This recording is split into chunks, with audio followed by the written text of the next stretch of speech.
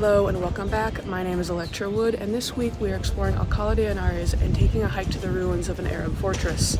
Currently, it's about 10 a.m. in the morning, and we are standing in the Plaza de Cervantes in Alcala de Henares, roughly a little less than an hour outside of Madrid. Now, if we have any literature fans or you're from Spain, you might have perked up at the word Cervantes.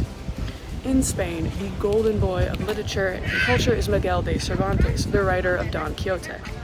Cervantes was born in Alcala de Henares on September 29, 1547, and every October, Alcala throws a huge festival called Cervantes Week that celebrates the artist. As well as that, we are currently in the Plaza de Cervantes, which was designed in honor of the author. When it's not under renovation, which I didn't fully know coming here, there is a large statue of the author surrounded by roses. Oof, we better get a move on. Now it's time to start our long walk to the Arab fortress, which will take us a little bit outside of Alcala.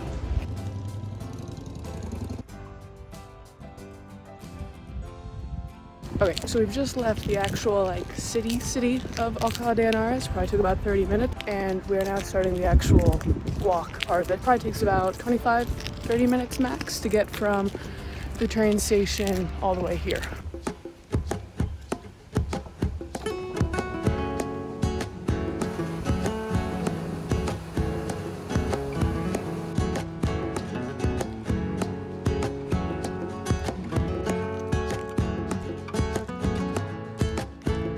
I can't lie, it's really nice out here, and there are a few other people walking, but I'm, oh my god, mostly alone. Honestly, all the brush and the shorter trees reminds me a lot of Texas. I am, however, feeling the footwear choice. I'm wearing the flat boots. The flat boots hurt. Oh my god. We've got an hour though. It's about an hour to the ruins. We'll sit, we'll have a picnic lunch. Hell, we might journal. And oh my god, that's really pretty. Okay, I gotta switch the camera. Like, are you kidding me? Really? It just casually looks like this. One of the other nice things about coming out and taking a hike is I get to come see all these cute little rabbits and ground birds and stuff like that coming on out and just kind of being in nature again. Back home in Portland, where I'm from, I live in like a kind of on the edge of a ravine, which is just, big forest.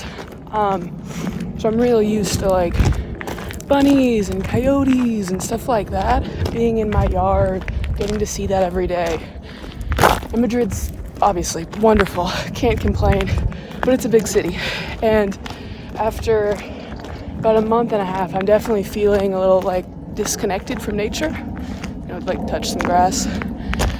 So it's really nice to come out here and do a hike and see wild animals and be like, oh right, this exists. I probably need to be seeing this more. Ooh, that looks like a peak. With a view, maybe. Please be a bench. Please be a bench. I'll also take flat land. Please be a bench. Oh my god, please be a bench. No bench. No seat. Not even flat. However, cool view.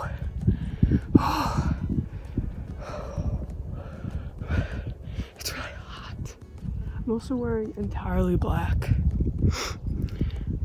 But hey, cool view. Okay, we carry on.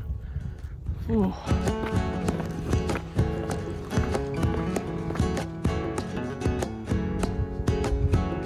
For memory purposes, at the Y in the path where there's no mention on Google Maps of what to do, I'm following the blue thing.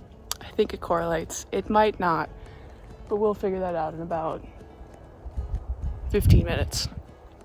Let's go. To the left. The blue thing is to the left, by the way. See that city behind us? Yeah. This is the right way. Practically Indiana Jones. Practically. I actually have no idea where we are.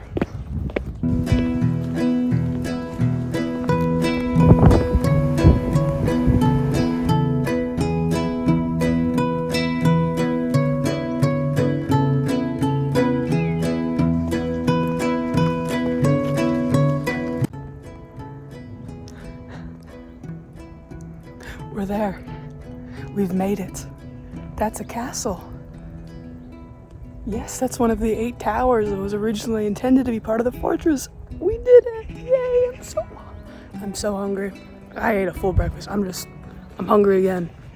Let's go. Last push. We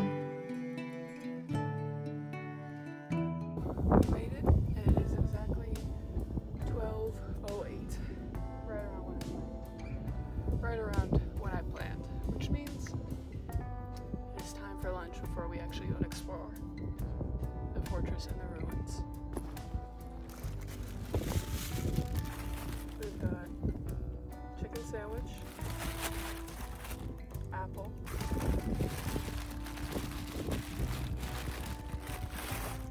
and 3 granola bars, if it is so necessary.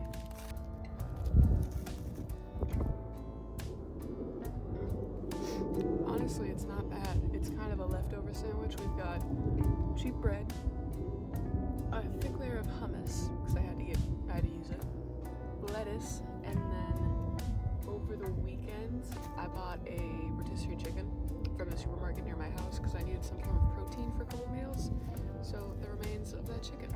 And it's pretty good. I do, of course, apologize for not talking more while I eat. Whenever I watch, other vlogs or influencers or stuff like that, they're always like, 1 bite, da-da-da-da, 1 bite. I inherited this trait from my family, I think, but when I eat, I'm just locked in on eating this sandwich, and it's a mediocre sandwich. But mediocre food with a great view after exercise is the best food. It's like a PB&J sandwich after you swim. Normally, kind of mediocre after you swim. It's like the best thing you've ever eaten in the world. So we will chat. But I need to eat this. I need to eat that apple, and I'm probably gonna eat several of those granola bars. So see you in a minute.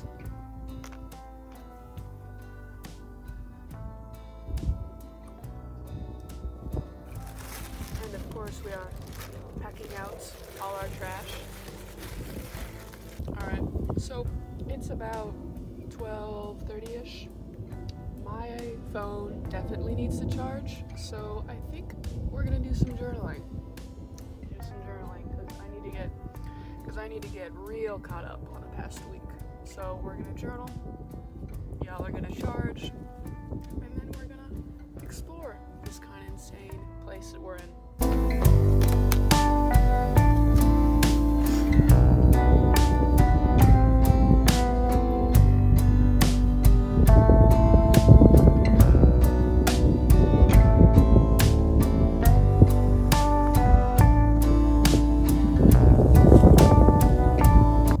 Welcome to El Castillo de Alcala de Henares, commonly referred to just as the Arabic fortress.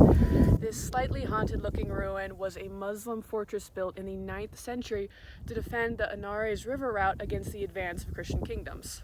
See that river down there? That is the Henares River that we're talking about. The official name was Alcala de Henares, which came from the Arabic term Alcala, meaning fortress. Originally, Alcala de Henares was conquered by Christians in 1118 and passed into the hands of the Archdiocese of Toledo. Unfortunately, it would then be abandoned and fell into ruin by the 15th century. Now, this fortress specifically does not show this, but since we're mentioning the kind of intersection of Muslims and Christians in Spain, a really important word to know when we're talking about Spanish history is mudéjar or mudéjar. Mudéjar is an architectural style that combines Spanish and Muslim art and architecture. So if you're at a historical site in Spain and you see A, horseshoe arches, B, stylized calligraphy, or C, an elaborate geometric pattern, congrats, you've just seen mudéjar, which is very, very popular here.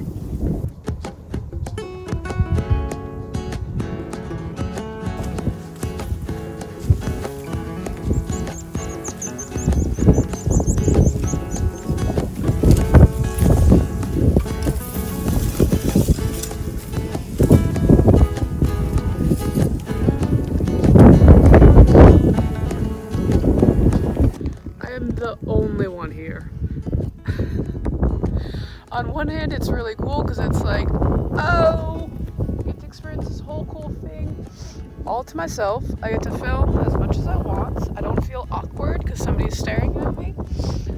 On the other hand, I know why no one else is here.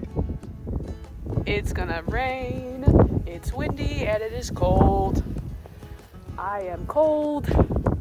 I am very aware of the darkening clouds. And I've almost slipped down this mountain thrice.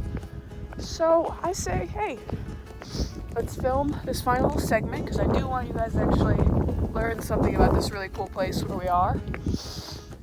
Might make a fit check to be totally transparent with y'all on that grind set. And then we're definitely gonna scoot back.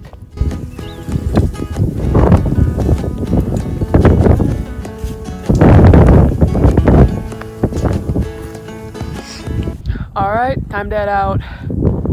Hasta luego. It was awesome seeing you. This place would be so sick to camp at or do something like that at. Unfortunately, I have actually not unfortunate, but just something that's gonna happen. I have more stuff to do here, and I gotta make it back to Madrid eventually to have a call with my parents. So, let's go. Oh, is that sea glass? I guess not, because it's not the sea.